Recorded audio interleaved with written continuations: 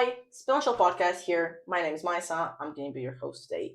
I'm joined by a very interesting person today, a friend of a friend who who I met for the first time today. But finally, we have some diversity, not people from my university. Please introduce yourself. Sure. So, hi everyone. My name is Eri. My full name is Erica. I study at the American University of Armenia, and I'm a sophomore in the English and Communications program. So, yeah, I just really love linguistics. I love communications. I adore all the theoretic stuff. And yeah, I'm really excited to be here today. Thank you so much for just hosting me.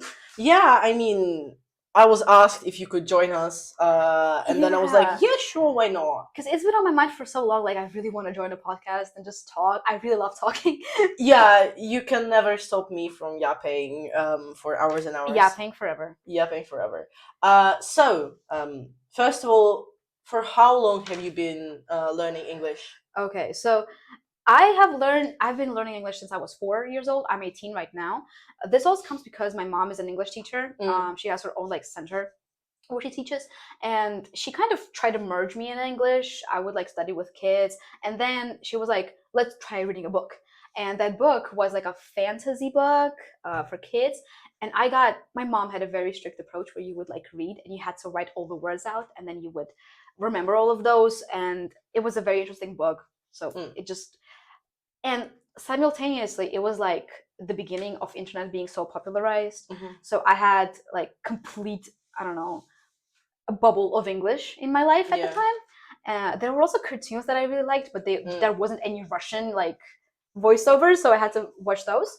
Boom, English spawned in my head somehow. And after that, me and the friend of a friend who's Serge, we studied together, and he was like, there's this MSLU thing pre-university. Oh yeah. And at the time I also failed my exams for the next grade, so I was like, fuck this school, I'm just gonna go to MSLU. They actually called me, and then they were like, we know that you have Olympiads and all of that, so you can go there. I went, and I wanted to have English as my first language, obviously, but they were like, there is no class with English as first language anymore. We can suggest you French as your first language. And I was like, well, fuck, I only know French is my second language. But I had to catch up. So that happened. I've been to MSL. You did so some you linguistics. studied at our pre-uni? I did, yeah. I graduated there. I'm so surprised to hear that people study at our pre-uni, because I was determined to go to MSLU for since the 8th grade. Really? And I've never went to pre-uni, because I was like, I've never had a private teacher or anything. I was studying myself or at school. Honestly, respect. Yeah, but I started learning English at 3. My mother had very little knowledge of English, but she tried to teach me the alphabet and all the main phrases, like hello, how are you, and then it basically we started English in 2nd grade of school, and it just spawned into my head. You know what I think it is? Because the time gap is really important, because it's there's a difference between language learning and language acquisition. Yeah. So essentially, when you learn a language and it's between your ages of 0 and 5, your the language you learn becomes a system in your brain, not just necessarily you learn the words, but it becomes a system. I mean, she never taught me any systems. She just it's just your brain does the thing. Threw random phrases at me, oh, say the alphabet again, because I was pronouncing it really funny. Your ABCs. Yeah. She was laughing at me, but in a good way. Yeah. But yeah, she tried to. I mean, honestly, I really have to thank our parents for doing this English thing, because it's really important. And the gap is about the gap. Learning languages at a younger age is very important, because I mean, so I have as my 3rd language Swedish. I've been learning it for 6, almost 7 years. Well, 6 years going on. Actually, my teacher, my Swedish teacher, is gonna appear on our podcast. I'm waiting. Alex, please. Yeah, and first of all, we had a guy in our class who was 40 at that point. He had so many troubles learning with language. Yeah, he could he knew a bit of English. He worked as a dentist, and he wanted to go to Sweden to work there. Yeah, the work visa. Yeah. But he studied with us for like 2 years and then dropped out because he couldn't. It was hard for him. I think it's at this point where you have to go to like a language school. Sorry. Yeah. It's. I mean, no. I started learning Swedish when I was in 9th grade, I think, because I really wanted to learn it. Well, thanks to PewDiePie and like Sabaton. Based. Well, it's not based. It's so fucking stereotypical. I mean, you know when people like learn Japanese because of anime, and That's I used to think it was so lame, but then I was like, honestly, the low-key, if it brings you a new language and you enjoy it, like I mean, that's dope. Like if you find your motivation, whatever suits you best. I mean, yeah, like. Can I address people out of the shot? Yeah. Did you learn Korean because of K-pop? I'm gonna cry right now. I mean, yeah, I mean, it has. That's a huge difference between people who learn Korean as a funny language and people who learn Korean because of K-pop or K-dramas. I don't know. And there are many people who are just not ready for Korean after K-pop and K-dramas, and they just They get disappointed in Korean after they can't learn it. Yeah, you learn Hangul and you're done. Like. Yeah, I mean, me. Me and Anya, we cannot confirm nor deny that we decided to learn Portuguese because of particular Brazilian movies. Jesus Christ. I didn't decide. I was thrown into this goddamn pit of Portuguese language with such hatred for it. Oh my god, that's like, the worst. Honestly. Yeah, university decided for me. Mm-hmm. I came in with Swedish and I was like, oh my god, there's gonna be a Swedish group. Our dean promised us a Swedish group, and then no one wanted Swedish. And I was like, okay, let me write German on my application form. And there were like 3 or 4 German groups, and they were full of people. So I never got the languages I kind of wanted, because I was like, okay, I have a base in Swedish. Learning German would be easier. Yeah, definitely, because families. And then like they're like, no, you're gonna learn the completely opposite language. Because listen, I mean, that's the problem for me.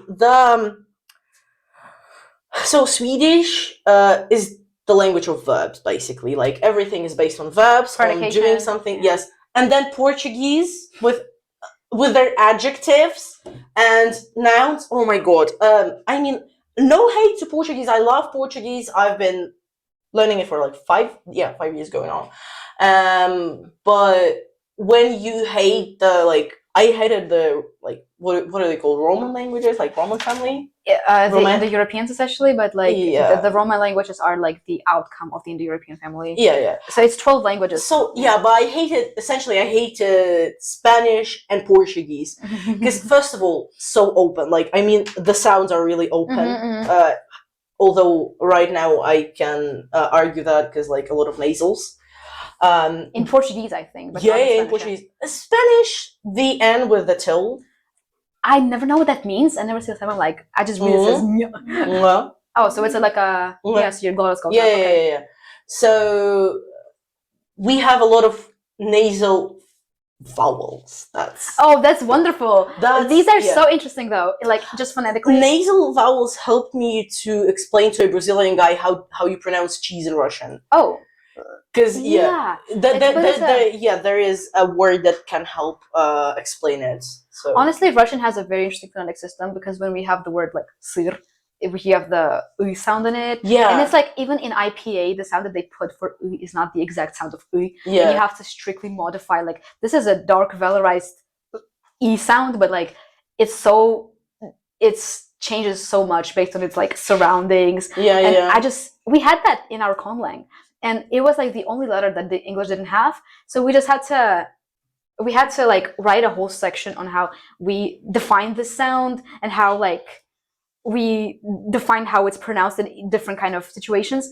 And I think that like explaining it to other people is really difficult. It was easier with the word no in Portuguese because it sounds like no. And the sound in no was kind of like a closest match that I could find. he managed to pronounce sir correctly after that. Because in the word sir, like unless you specifically make it sir, Mm. you kind of reduce the Yeah. vowel and it becomes like sir. Like it's in there. Yeah. So So that's basically, like it was the closest match. Yeah, it was So you mentioned a conlang. Your conlang. I kind of teased it a bit. Yeah, I mean, what's the deal with that? So yeah, for anybody who doesn't know, conlang is a constructed language. I know you guys discussed it in detail in previous podcasts. Not in detail. Not in detail. We graced it a bit. Oh. What do we? I talked about. I already forgot the name of the guy. An autistic guy who knows, I think, like 12 languages and wrote. But that's 3. so base. Yeah. He wrote 3 conlangs of his own. Mm-hmm. Either 3 or 4. I don't remember. I'm gonna put a tab again with information of that guy. He's British, by the way. I thought he was Swedish because I learned about him in my Swedish lessons. But just because he appeared on Swedish TV. And also, he taught himself Icelandic in, I think, a week. And I tried to learn it for like half a year, and then my teacher was like, I don't remember shit. Honestly, there are some people who are like language machines. It's like, I don't know how that works. But I think it's for him, it was the autism. It's the different understanding of systems and classifications in his head. Most probably. Yeah. But also some people just have a kneck for it. Yeah. Kind of. I don't know how that happens, but. I don't know how it happened that I learned Swedish, and the first lesson we had, I knew how to say the words correctly. Like, I didn't know phonetics at that point. It was like first or second language, and all my classmates were making mistakes, and I was like, that's easy. I mean, it might have been shadowing if your professor would like say them. She didn't talk with us in Swedish for the like first. What I mean is like, did she say? She was like, no, she was like, read that. Oh, just randomly. Yeah. And it was like the thing I don't like about learning languages is you do not learn alphabet and phonetics as the first thing. Mm-hmm. So like with Portuguese it was a bit different because we had a professor who taught us first thing phonetics. But in Swedish the first thing we started to learn was like, hey, how are you? Are you married? What the hell? First 3 things that we learned. No, first 2 things. To say hello and are you married? And then like the second or third lesson was how are you? This just reminded me of like in pre-uni we had this teacher. She taught us grammar, and I don't know. I will not be trying to remember her name. Sorry. She would always had the weirdest jokes with us. Like this is grammar in English. I don't want to hear about your husband. Like she would be like teaching us the verb, and then she would be like, insert a random joke about how husbands hate their wives. Like, Miss Ma'am, go to a therapist. Miss Ma'am, please. Shut the fuck She up. was a very weird person, but I don't know. I really feel like with languages. Sorry, this is Wendy's. First of all, I agree. Like you have to learn the alphabet first. Yeah, 1000%. And it was like the second lesson in Swedish, and then we had numbers in the same lesson, and I was like, how the hell do you learn numbers after learning alphabet?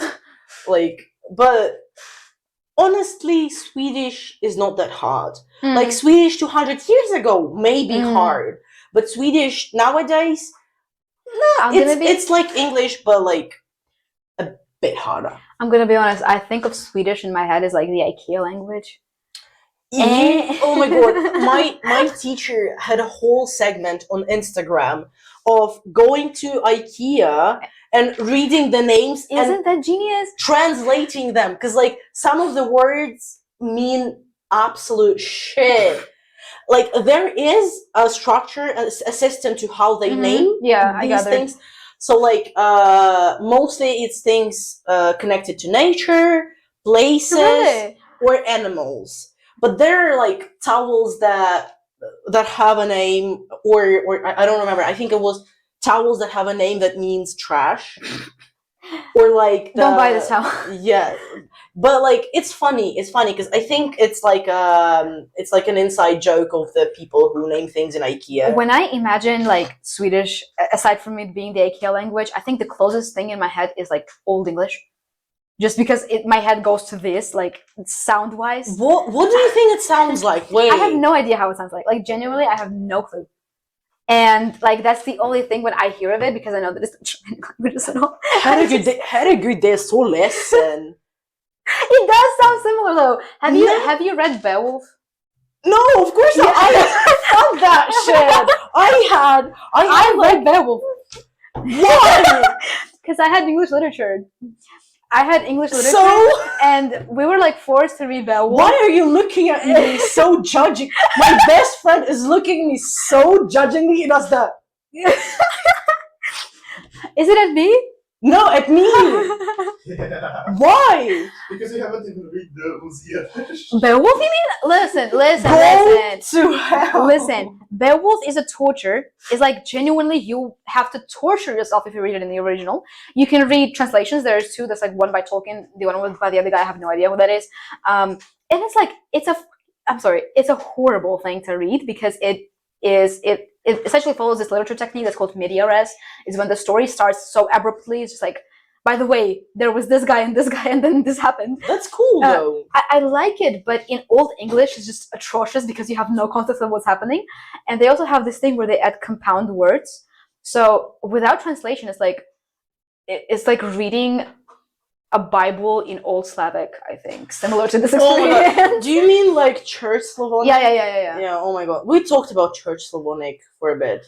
There's the Armenian version of it too. It's called Grabhat, and it's like it's the church/literature version of Armenian, and it's. I think every language has it. It's absolutely ununderstandable. Like nobody knows what that means. Oh my god, no. I mean, have you read the Bible?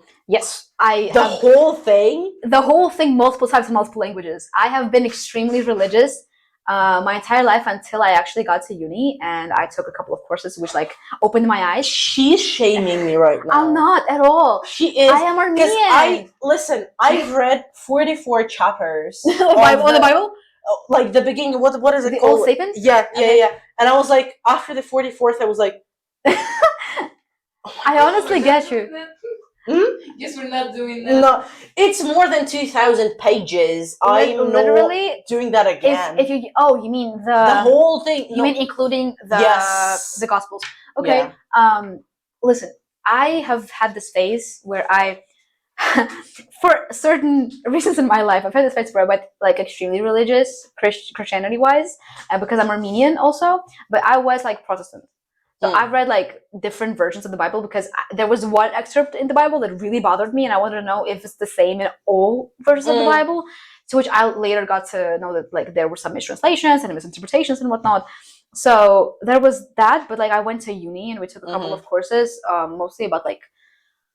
So I took language and culture, and our professor was like really, really.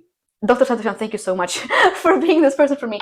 But he would talk in great detail about how like language in the Bible formed like people's attitude towards women, and how that overall created like a very misogynistic approach. And then but there are some things in the Bible, I think, that are like, if you cannot keep yourself from looking at a woman, like take your eyes but out. also if you read the entire Bible, it's worse. It's like there's a guy that rapes his daughter, and in the eyes of God, he remains to be righteous because, like, why not? He was on God's friend list, so that's why. And God's friend. I want to be on God's friend list. Like, to do atrocious things. In the Bible, you can get with everything away as long as you're on God's friend list, like literally. Yeah. So I was like, this God's doesn't make bestie. any sense. Yeah. So I just like no, like why would I? I've been I was religious until I turned 14, and then I was like, nah, I'm taking the cross off because I was baptized at like 3 months or me too. When are the Same, babies? like 3 years old, I think it's usually done. It's 3 months. Is it earlier in Russian church? Yeah, Most probably it is. 3 months or something. I was like a year old at least. So I was baptized, and like at 14, I was like, I'm taking off my cross. My grandmother was furious. My grandfather was like, whatever you want to do, girl. So I was wearing the cross till 2021 because my grandma said, still, if you don't believe, it's like in good fortune. Like, okay, whatever. But I'm pagan since I think like beginning of uni or earlier. I've been pagan, and I like it. First of all, because I don't have to believe in a god. Yeah. When I'm pagan, I can believe in multiple things. Wind. Wind is my god. Okay. But listen, at least you can see the wind in it. You cannot see the wind, but the leaves move. You can feel it, yeah. But the leaves move. Yeah. But like for me, it was kind of easier to come to terms with the religion in general when I became pagan, because firstly I was like, oh my god, I hate all religious people, because this is a phase for all of us. Yeah, because like the Bible is bad and everything is bad, and Christianity is so like misogynistic, and like Christians are hateful towards people in general, and like they're against abortions and all that. I'm like, no, you cannot do that. It was a phase from 14 to like 18, and then I was like, oh, paganism is cool, and then I was like, oh wait, religion isn't bad. Like religion helps people, it guides people, it has a therapeutic function. Yeah, so like whatever you want to believe in unless you kill people. I mean, you see what, like, paganism makes sense because like Christianity and it was invented by men. Other Abrahamic like religions, the ones that are like most popular these days, they were built upon like paganism and polytheism. Christmas, Catholic Christmas took the pagan solstice, and they were like, oh no, the Christ was born on that day. See, that's like also why some of these things are so ridiculous to me. Like in Armenian church, Christmas is 5th to 6th January, and the reason why we didn't have it changed to 25th of December is because when the convention of Christian states and churches were held, we had a war, so we couldn't get there, and then we literally just missed out on the discussion. Like, you were not included. Yeah, so like at that point, okay, fuck it. Well, go fight. We don't need your opinion. Oh my god, that's horrible. That's like, and when you feel like these formalities is like so absurd, but also in Armenian church, like there was this wonderful story. So there's this person who wrote the Armenian history. His name is Moses Khorenatsi, and he didn't write the history when he wrote the myths as if they were the history. And there's this like wonderful story where he writes about the appearance of Christianity in the Armenia as like this wonderful thing. It's so amazing. But like throughout the process, he writes about, by the way, the people who brought in Christianity genocided all the people who didn't believe in Christianity, didn't want to believe, ruined their temples, ruined their houses, killed them, forced them to believe. But that's so good. But Christianity is so amazing. And then I was like, S tier. That's just absurd. Like, oh my god, come on, get it over with. Yeah, that's horrific. But like religion causes a lot of wars, and not only Christianity. I think there was a thing in Eastern Timor, Timor-Leste. East Timor, yeah, ex-Portugal colony, which they proclaimed the independence in 1975, and immediately got taken over by Indonesia. And the Indonesians forced them into their religion, and there was a lot of influence of Indonesia there, and so now basically they do not know Portuguese that well. Like it was prohibited at some point, if I recall correctly. Serge, am I right? Was it prohibited? No idea. You need to learn. Oh my god, I'm judging you. I'm silently judging you, or loudly. Yeah, we got off the track. Yeah, we were talking definitely about did. Conlang. Right. So it was a very interesting time in my life where it was like my freshman year. You're like as green as you can be. You come into your first class. My first class was Structure of English. What am I saying? Introduction to Structure of English. I come in, it's 10:30 in the morning, my first class ever. And it was again taught by Dr. Santrosian. Thank you so much. And I come in, we have a wonderful time. He's a very funny professor. A lot of people were intimidated by him, but I was like, Loki? No, that's just a vibe. Wait a second. What's happening? You mentioned Santrosian. He's a wonderful person. And I remembered the picture you showed me. Omo. And I imagined, I imagined this Santrosian man as an old man with beard and maybe bald and glasses. But then Ari showed me the picture and he's like, yes, like girl. And I'm like, oh my god. He's not really like how do I explain? He knows how to carry himself, and also his fashion sense is just Sanderson is like an amazing person, honestly. So yeah, he comes in and we have this wonderful discussion about the meaning of speech and I'm so sorry. like what is the difference between speech and just the sounds. And in the end, he's like, by the way, this course will have a wonderful assignment, which will have all of you crying like the previous year. And we're like, what? And he's like, you're gonna make your own language. And I'm sitting there like, what? You can do that? Hi, what? And he would like not tell us what it is until like a couple of classes in. So yeah, we got into groups, and I got into a group with the girl that is currently a very close friend of mine, but like at the time we didn't really know each other. And we got into a group, and they were like, make your own language. So how it happened is that there are 5 assignments within this whole assignment. Yeah. Each part is 10% of your grade. No, not 10. Cannot do math. 20, I think. Yeah. So there's like, firstly, you do phonology, phonetic inventory of your language. Second, you do morphology. Then you do syntax, and then you do what? Then you do a translation, no, lexicon, which you put a whole glossary in there. And then the 5th one is you like make a translation. They give you a text, and you translate the text with rhythm in your own language. Yeah. And there's that. So we kind of did those. I'm not gonna lie, the first assignment for phonetics, we got 75%. It's like a C. It was horrible.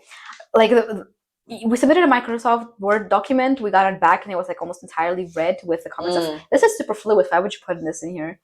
But also it helped because we went alongside with the like class, how do I say this, class pace. Like we would do the phonology assignment while we were learning phonology of English, so we could apply it to what we knew. Okay.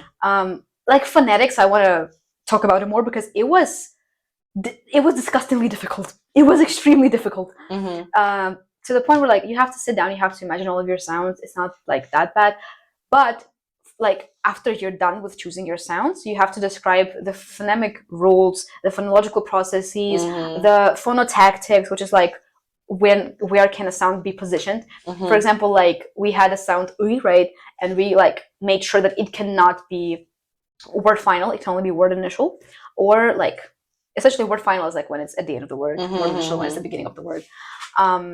And like we tried our best, we like brainstormed for hours just trying to come up with something, because English is not really specific with these things. In English it's like there are so many rules but also so many exceptions if you learn like English phonetics. That's why I like really Portuguese phonetics. There are rare exceptions to the rule, and the rules are so strict that you cannot read the word. I think only if you skipped your phonetics classes or you're a dumbass. That's so different from French. That's so different from French. Because like, listen, we have 4 different pronunciations of the S sound. S, Z, sh, j. They write as the S sound? It's the S letter. like English S letter, yes. But they all depend on where the S is positioned. Tactics, yeah. So like basically, I think it was it not 4? You're looking at me like it was not 4 or it was 4. Yeah, right. Good. So there's the shish as well. Oh no, I'm not talking about that letter. It's the X letter, and it also has like 4 pronunciations. It has 4 pronunciations and no strict rule. Yeah. Oh, were they lazy to make it? I think they were lazy at that point. They were like, oh, whatever, man. Whatever. Do whatever you want to. But I think it's the only exception in the phonetics. Yes. Yeah. So basically, like if the S is positioned between 2 vowels, it's Z. Makes sense. If it's at the beginning of the word, it's S. If it's after a consonant, it's Sh. That would make it Polish. Well, we have a lot of people actually, when people hear Portuguese for the first time, not knowing which language it is, that they think it's either Polish or Russian. Yeah, it does sound like Polish though. There are a lot of hard consonants and a lot of sh. Yeah. I mean, if you put the sh after the consonant like the, just like non-aspirated, it will be tr. We don't have that. That's impossible. That's not possible. Okay, interesting. I'm trying to come up with a word that has S after a consonant. Oh my god, it's so. Wasn't it before the consonant? But before, isn't it je before the consonant? No, like. It depends on the type of a consonant. Yes. Aspirated or non-aspirated, you mean? Yeah. I think so. Yeah. I didn't have a phonetic class. So in my uni. For this assignment we had to. I remember it was the first homework I had in this university, and it was 30 pages of phonetics, like unfiltered. It was the Brinton textbook, and so in the Brinton textbook, there's like you open it and it starts explaining like the structure of your jaw, of your mouth. You have to learn all the consonants, like the types of sounds. What are they? What do they do? How are they formed? How can they be interchangeable? And it was like really difficult. But then. What was I gonna say? I was gonna say something about phonetics. Oh, we had to study the entire IPA thing, which is like, I do not remember how it is opened as the abbreviature, but essentially international phonetic alphabet. I think it is. Yeah. It basically can like. You remember it? Yeah, I was just like, you go, girl. Pop off. Essentially, it like there's this website called IPA chart. Yep. And you go there and you can press on any single sound and it would show how you pronounce it. And we had to consult that for so long to just like write our sounds. And there are some sounds that we chose just because we were so stupid. Like, I don't know, when you first learn about sounds, like, for example, and you're like, I really want this in my language. I will never be able to pronounce it perfectly in word context. Not only did we include it in our language, we made it word initial. Like we made it. I don't know why. Wait, what is word initial? Oh, in the beginning. The beginning of the word. It's literally possible. Do you have an example of a word with that sound? I mean, ideally, if in other languages it would be word final, so that you speak and it's like da-da-da-da. But in our case, it was and then it would be something else. Like there's a word that's like, for example, you take the word mesa, right? It means to play in our language, and then it would be like mesa. That's so stupid. We only took it because because the only reason we did that is because we were feeling extremely bold, and we were like, why not? It sounds fun. And it was not fun at all, because at the end we had to do a presentation with it and like saying it, and it was extremely difficult because you have to make it from scratch, and there are so many rules, because in the phonology part of it, you have not only the phonology, you have super segmental features as well. Like you have the features of what is the tempo of my language, what is the intonation patterns, what are the stress rules. And we had like literally one stress rule, like the stress. I'm getting so humbled right now because I mean I've wanted to create my own conlang for so long, and I started doing it. So I wanted to make it hieroglyph based, and so the hieroglyphs can collocate with the basically Russian alphabet. So it's easier for me. So I did make up some hieroglyphs and the way they would sound using Swedish sounds, Icelandic sounds like umlauts, and a lot of nasals. So like, and I made like 10 or 11 letters. And then I was like, okay, I'll finish it later. I'll make my own font with it so I can write with it. But now, like, you tell me all the hardships, and I'm like, should I really make a conlang? I don't want to. I want the sounds to be like constantly not changing. So if it's so it's like if it's like latent, basically. If it's there. Yeah. If it's there, it's there, fine. and it's but like then I need to think about the like stress. But you know how it will always have to come into like combination, because like even the sounds you have to put them together, right?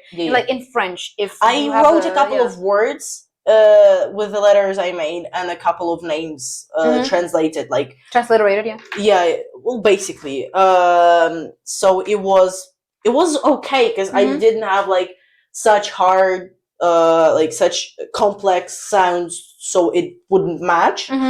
But it's easy for me. Like, I mean, a lot of people were saying that some phonetics, for example, in French or German are hard. The words are easier for me to pronounce. And like, I had a discussion with a prof that was saying that I need to make an R sound in between the words in English. Like, I don't remember the rule, but there is a rule that states that like for easier pronunciation, you use the R in the middle, in between the words. Okay. I do know. Maybe it's not a rule, but like a personal approach. Maybe it is. It wasn't in a phonetics book. Oh. Yeah. But I was like, why would you do that? She was like, no, it's like British English rule. Man, screw RP, okay? RP. Yes. I am a hater of RP. I'm sorry. Yes. Fuck RP. Fuck RP. I don't like RP. You speak RP. I don't speak RP. I Yes, speak you like do. British. I But don't. What do you think RP is? I don't speak RP. Please stop. You're hurting me. All my boys hate RP. All I my can- boys love general American Dr. English. Sanderson, I'm so sorry. I know you speak RP, but even you hate it, so. What's wrong with British English? Even if I See, the thing is, British. Even if I speak RP. I like British, not the RP version, but the Yeah, but like the one that they speak like the. Have you ever watched Beta Squad? what? It's like it's a channel on YouTube, whatever. They have like the British that is like the modern version of British, and that like specifically, I'm sorry, Muslims in English in England speak it. It's hilarious and I love it. It's like so good. But RP, I have an issue because in RP, when you say the word issue, you have to say issue. You don't. You have to. I don't say issue. I hate the why? issue. Issue. The thing is, I hated issue since I heard it from Crowley in Supernatural. I love Crowley. I adore him. He's like, oh my god, Crowley is the best. But he says issue, and I'm like, Listen, our it's professor like would vitamin. say, yeah. Okay, I need an honest opinion from you. Which is it more British or American when I speak? I think it's more British, but however, I don't think that when I hear you speak, I think of British. It's not like that. It's like a. So here's the thing: every single person doesn't really speak in a certain accent. They speak in the idiolect, essentially. An idiolect, as Dr. Sasson would say it. It's like your own like version how you speak and think. Yeah, and I'm writing my thesis on it. yeah, so. I don't even have an accent in which I speak. Like you have a clear American accent. I do. But have America it is now, so big, but, like the accent changes from state to state. I have it now because I study in the American University of Armenia, so most of my profs are like New Yorkers and whatnot. I've had one New Yorker professor last semester; it was horrible. But yeah, like I think even my mannerisms at this point are like New York type stuff because, like, our prof who was from New York, you would ask him something and he would understand that it's his like mistake. I mean, listen, New York is big, and even in New York the accent change. Yeah. So I mean, Bronx. I mean, yeah. But, so your conlang, you haven't introduced it. Yeah, properly. So it's called Rokligne, and it's hilarious, the story of it. So it was September 2023. Summer prior to that, it was even August, 2023. It started in August. That summer, Barbie came out. Oh, yeah. And so we were like, let's make a doll language. Oh my god. It is literally a doll language made by dolls trying to imitate children. Oh. And there's like a whole story to it. We made up that story and we milked it so badly. Like, we used the fact that it's a doll language so often. When I said that we had to like describe the tempo of it, we were like, dolls, they can't really speak fast because their articular apparatus is not that big, so they have to speak quietly, slowly, and we just later on use it for everything. Like, something you can't come up with or you want to make it easier, use the history of your language, whatever, man. Yeah. Use it to your advantage all the time. And so essentially it's a language with 17 consonant sounds, 13 vowels, out of which I think 7 are monophthongs and 6 are diphthongs. I don't remember the sounds. There's like 1 nasal from what I remember, 1 flap, which is r. What? Flap? R? Yeah. We took inspiration from Old Greek / Latin. Again, for purposes because I kind of had an idea about what like Latin is. Greek just came in because I really wanted to find something to inspire myself from. Mm-hmm. But because like phonetics wise, it's inspired by Latin and Greek. Grammar was entirely based on French because I took like almost all of the grammar assignment on myself. Wait, did I? I mean, syntax, I think. Inessa, if you're watching, you did a wonderful part as well. She was my group mate. Yep. But Inessa did mostly pronouns, nouns, making up words. Oh, wait, no, she did the clauses as well. So, yeah, essentially the grammar from me came mostly based on French. Like, we use the auxiliary verb to be conjugated to avoid conjugating the main verb. So, again, the word mesa is the auxiliary verb, which it means to play, essentially. And then you kind of put that in front of the other verb you want to conjugate. You conjugate the auxiliary itself. Sentence structure also came from French. The whole thing of like COD, COE, which means like a complementary object, all of that. And yeah, I think you'll need to write all that down.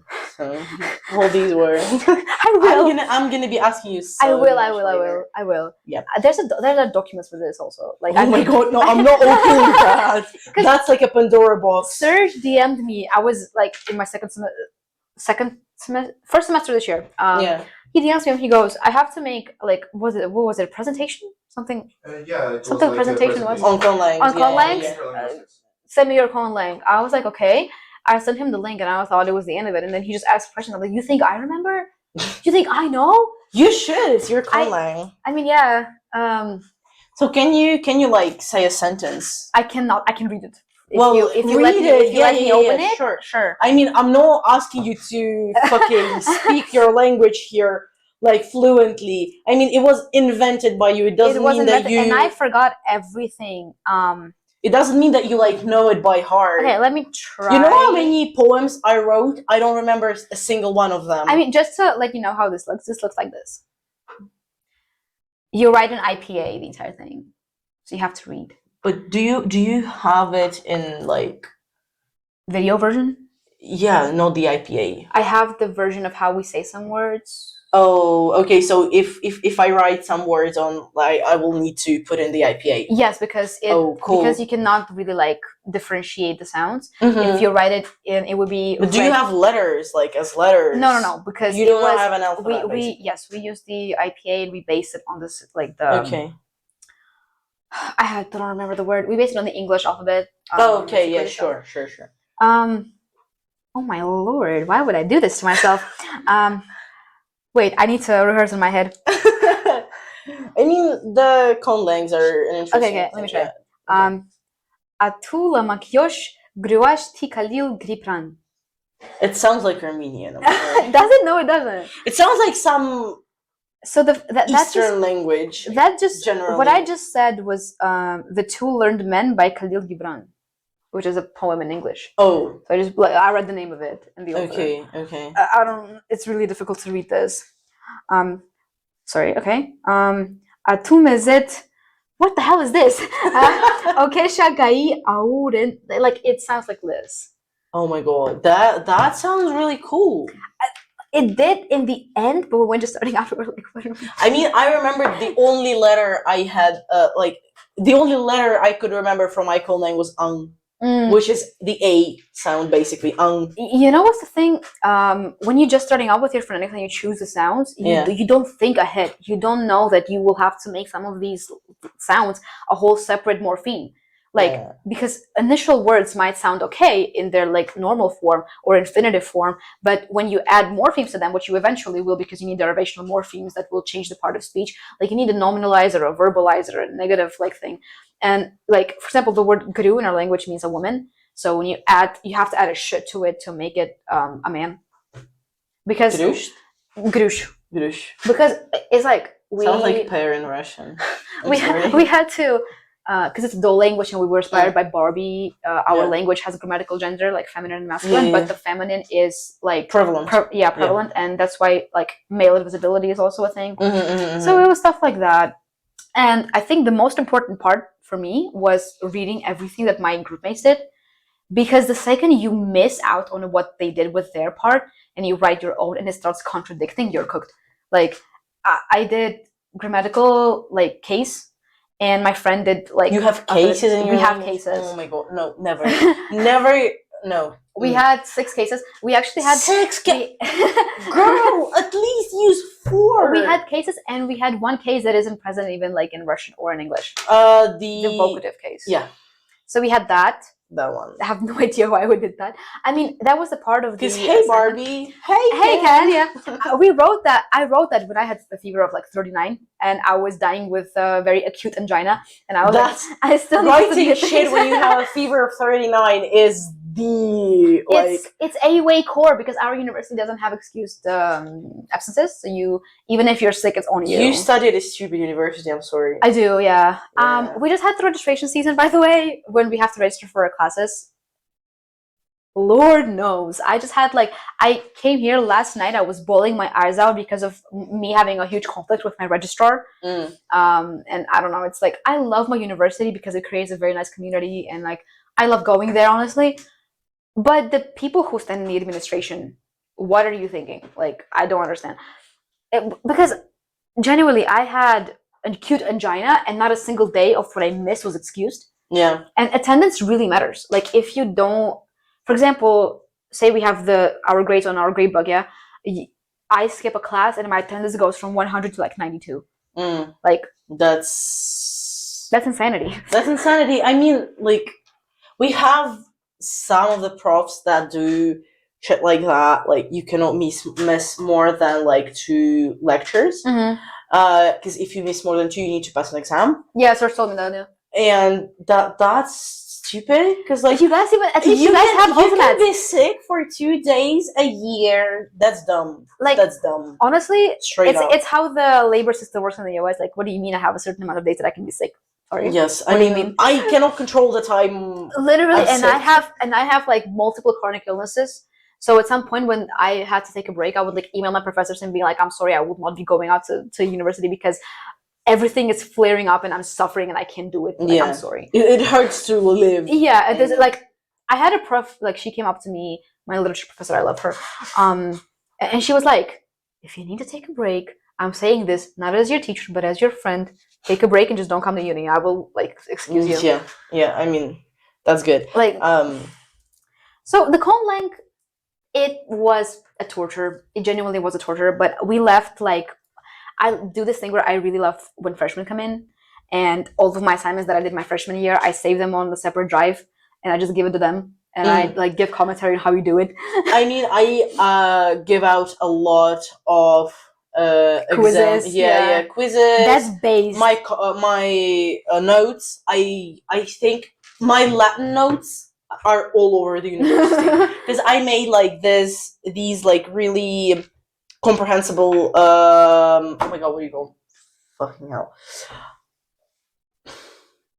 I forgot the name. I remember it in Portuguese, but like so structure basically like structural guides for Latin verbs and cases. Oh yeah. So like everything is conjugated or like everything is written down in the form you can understand. So I sent it to last first year students and before them and the first years this year.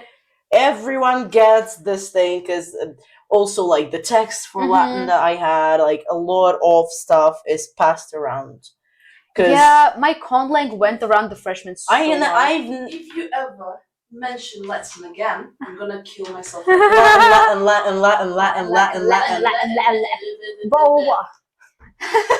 What's wrong with you? I'm sorry. I'm sorry, spare my life. I have Latin in 2 days. Latin. I took 10.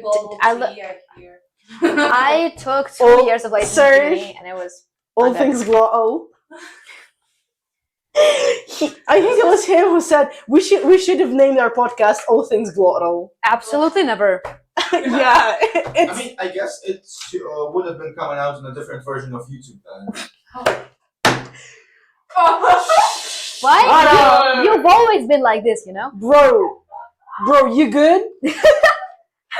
Yeah, we would have gotten like more views than Mia Khalifa. Just like interlinguistics is fucking us for an hour and 20 minutes.